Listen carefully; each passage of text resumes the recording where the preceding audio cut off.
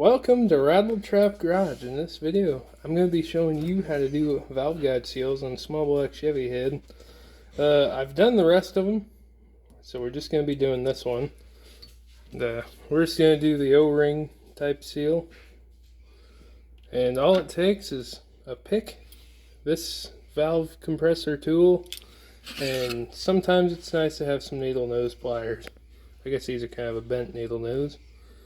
Anyways, let's get started.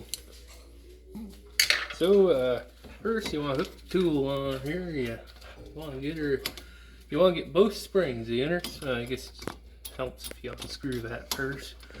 So you want to get both the springs, the inner and the outer spring. Then you just want to make sure you're hooked in there real good. Alright, we're hooked in. Then you start tightening her down. And on an older engine that hasn't been apart in a long time, these actually like to stick. So as you can see, it doesn't really want to come off. Well, I just take a nice smack to the top of the tool and it releases.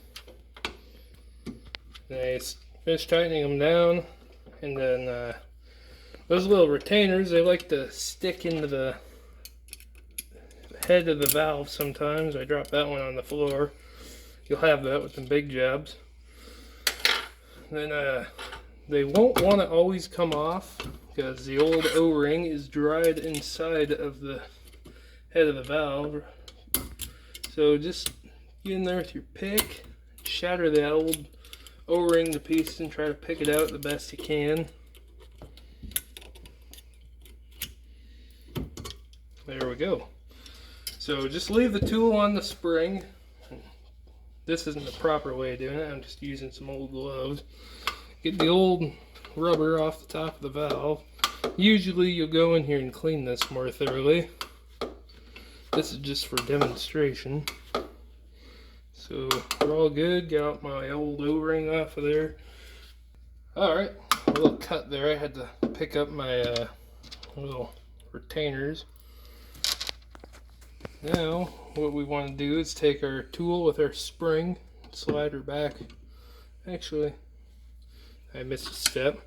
You want to make sure you're getting all the old O-ring out of there before you put it back on.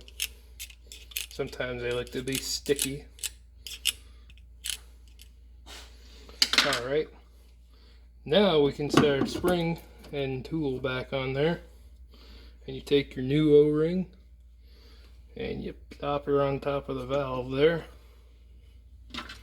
And when you're pushing it down, I use a pick.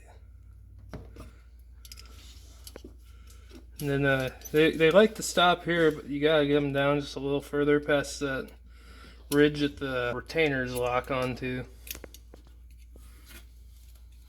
That way those go down all the way.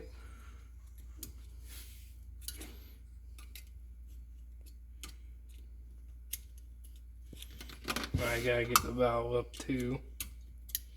Doing this on the bench. You can do this in the vehicle if you just make sure that you got the piston all the way up on top dead center so you don't drop the valve down the cylinder.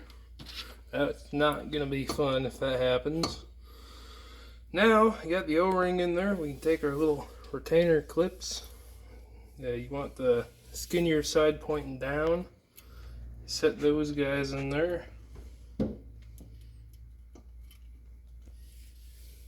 Now once they're in there, I like to wiggle the tool up, kind of seat them in.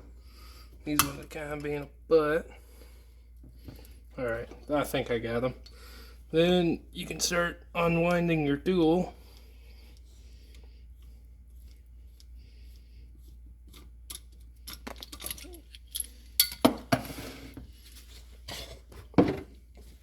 I just like to take a hammer, make sure we're getting everything seated in, but don't hit them too hard because you could hit the top of your piston if you're doing it in your vehicle and mangle up your piston or your valve, and you don't want that. Anyways, that's about all there is to it, to doing a valve guide seal on a small block Chevy. It's basically the same thing with the umbrella seals, except those ones set on top of the head instead of the top of the valve. I hope this video was helpful for you. Everybody have a good day, and we'll see you next time.